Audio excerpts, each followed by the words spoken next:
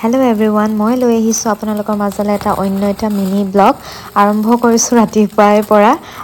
শুই উঠিয়ে দেখিলোঁ মায়ে কুকুৰা চেলাই বখলিয়াই কেনে গেছতে পুৰি আছে আৰু কাটিবও ল'লে। আৰু এয়া দেখিছেনে ডাঙৰ ডাঙৰ কণী হৈ আছিলে কুকুৰাজনী। আজি যদি কুকুৰাজনী নাখালোঁ হ'লে বা নেমাৰিলোঁ হ'লে ৰাতিপুৱা আমি কণী খাব লগা পালোঁ হ'লে। বাৰু যি কি হওক নহওক, এয়া মায়ে কাটি মেলি হৈ গ'ল আৰু মই নিজৰ ব্ৰেকফাষ্টৰ কাৰণে মেগী বনালোঁ। আৰু ভাইটি যিহেতু মছলা চছলা দিয়া মেগী খোৱা নাই, সেইকাৰণে তাৰ কাৰণে মই নৰ্মেল ফ্ৰাইড ৰাইচ বনাই দিলোঁ। একো তাত মছলা বা বেলেগ একো হেৰি ব্যৱহাৰেই কৰা নাই, নৰ্মেলি বনাই দিছোঁ। আৰু আজি ওলাই আহিলোঁ মাহীহঁতৰ ঘৰলৈ চাবুৱালে। কি আৰু হোলী বতৰো বেয়া আছিলে, সেইকাৰণে ঘৰত থাকিও বৰ লাগি আছিলে। ছাডেন প্লেন বনিলে, মাহো ক'লে বহুত দিন ওলাই যোৱা নাই বুলি, সেইকাৰণে ছাডেন আৰু তাৰপিছত আহি পায়ে ভবা নাছিলোঁ যে হোলী খেলিব পাম, যিহেতু বতৰো বহুত বেছি বেয়া আছিলে, বৰষুণো দি আছিলে চিপ চিপকৈ। আৰু আমিও ধুনীয়াকৈ গা চা ধুই মেলি ওলাই আহিলোঁ, লেতেৰা হ'ম বুলি ভবাই নাছিলোঁ।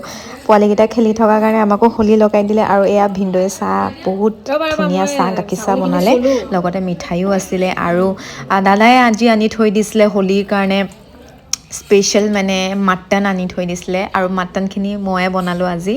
আৰু ইয়াত মাটনত দিম অমিতা আৰু ডাঙৰ ডাঙৰকৈ আলু, আৰু এইফালে বাহু মাছো লৈ থৈ দিছিলে ভিনদৈ। আৰু বাহু মাছখিনি এনেকৈ ফ্ৰাইও বনোৱা হ'ল, আৰু এনেকৈ গ্ৰেভি দি মটৰ চটৰ দিও বনোৱা হ'ল। পিঁয়াজ, বিলাহী, মটৰ এইবোৰ চব গুচাই মেলি কাটি মেলি থৈ দিছিলে, অকল জাষ্ট ৰেডি কৰিয়ে থৈ দিছে, অকল আমি বনাব লাগে। আৰু বনালোঁ মই, মা আৰু বৌয়ে।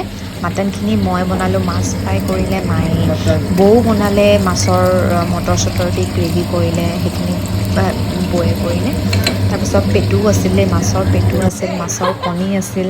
আৰু এইফালে মা আৰু মই ধুনীয়াকৈ মিহি মিহিকৈ বনাই আছোঁ, দেখিছেই চাগে আপোনালোকে।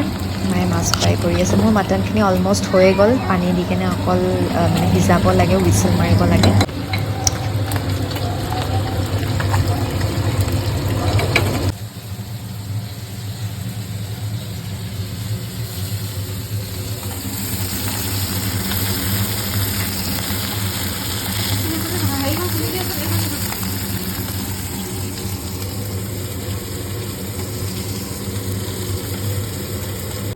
ঠিক আছে, এইটো বাক দিম,